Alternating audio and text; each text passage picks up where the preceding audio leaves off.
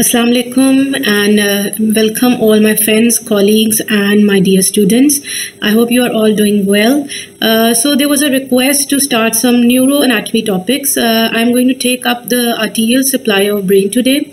It is a highly important topic regarding the MCQs that come in usmle exam, in plab 1, FCPS part 1 as well as your first professional part 2 exam. So the arterial supply of the brain, we are going to discuss the major arteries that are supplying the brain, the circle of Willis that is present. So there are two components, the interior circulation and the posterior circulation. Interior circulation, as the name indicates, is going to supply the interior half of the brain, and it is contributed by the major vessel, that is the internal carotid artery. It supplies 80% of the arterial blood to the brain, while the posterior circulation, it contributes 20% of the arterial supply to the brain, and it is composed of your vertebrobasilar system. These two circulations, the interior and the posterior circulations, they are interconnected via an arterial ring or an anastomotic circle that is known as the circle of Willis. So first of all, we are going to take up the interior circulation, as it is contributed by your internal carotid artery. It is a major branch that is given up by the division of the common carotid artery, where the common carotid artery divides and gives this branch, that is the internal carotid artery, there is a small dilatation that is known as the carotid sinus. Internal carotid artery then ascends upwards in the neck, and it enters the skull by passing through a foramen and the base of the skull that is known as the carotid canal. It passes through the carotid canal, enters your head region, passes first of all passes longitudinally, then it enters the cavernous sinus, where it is going to take a transverse curve, and where it reaches the medial side of the anterior clinoid processes of it is going to pierce the dura mater and arachnoid mater, then coming into the subarachnoid space. Here it is going to pass through the lateral sulcus of the brain, and when it is going to reach the lateral sulcus of the brain, it is going to divide and terminate into two main branches which are going to supply the brain. These two main branches are the anterior cerebral artery and the middle cerebral artery, which are going to supply the major part of your cerebral hemispheres. Before terminating into these two major branches, it is going to give a small posterior communicating artery which is going to run posteriorly. This posterior communicating artery, it is going to connect the interior circulation with the posterior circulation. We are going to see it in the further slides as well.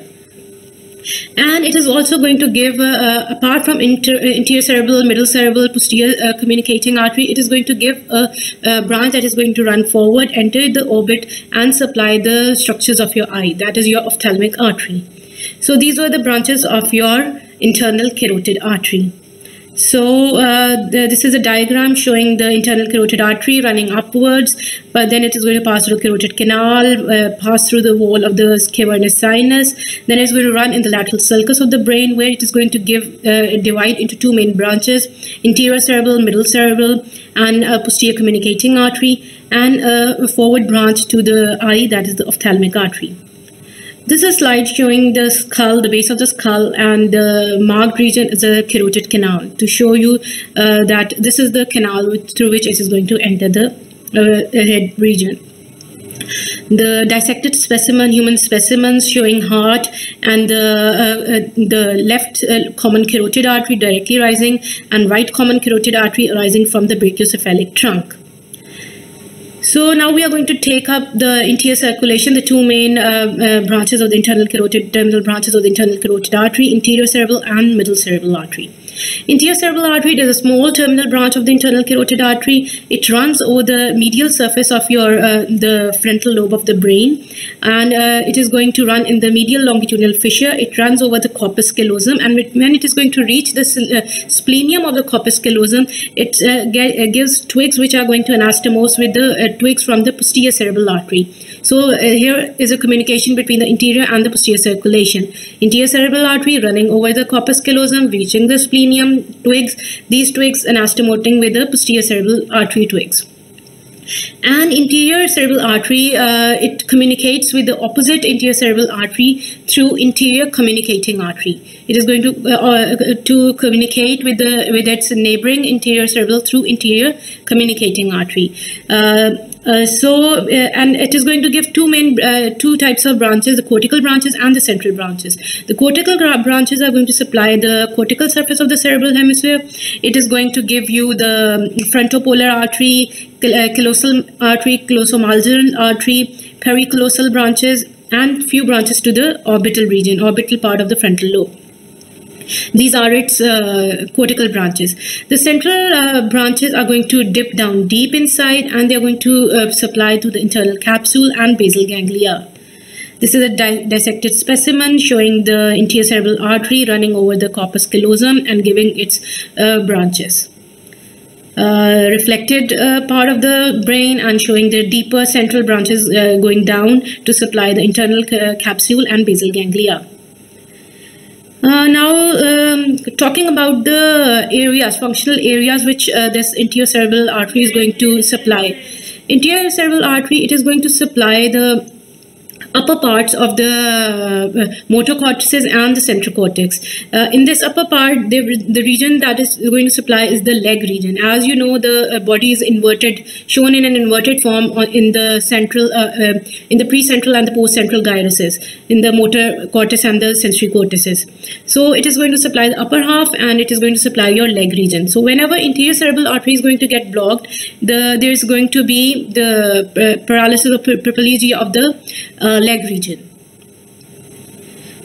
The other component of the anterior circulation artery, the middle cerebral artery, it is the largest branch of the internal carotid artery. It is the most often occluded branch in stroke. This MCQ usually comes, which is the commonly occluded artery. So this is your middle cerebral artery. It runs deep in the lateral sulcus, and in the lateral sulcus, it is going to divide into two upper and lower division. The upper division is going to give you these branches, the prefrontal, central, central artery, postcentral, and parietal branches. The lower division is going to give you the branches to the temporal lobe, the anterior, middle temporal arteries, and the temporo-occipital arteries, and angular artery. These are the dissected specimens showing the cortical branches of the middle cerebral artery running in the lateral sulcus and supplying the major part of the lateral surface of the cerebral hemisphere. These are its cortical branches. And the central branches, same like that, they are going to dip inside and supply the basal ganglia, internal capsule, medial genic, and the thalamus. The functional region, that is functional areas that are supplied by the middle cerebral artery, includes the lower part of the sensory and the motor cortices. In these lower halves, you have the representation of hand, your arms, your face, tongue. So whenever there is an occlusion of middle cerebral artery, it is going to affect these areas, while the leg area is going to be spared because that area was supplied by your anterior cerebral artery. So it is also going to supply the speech area, vernix area, and the Broca's area. Posterior circulation, now we are going to talk about the posterior circulation.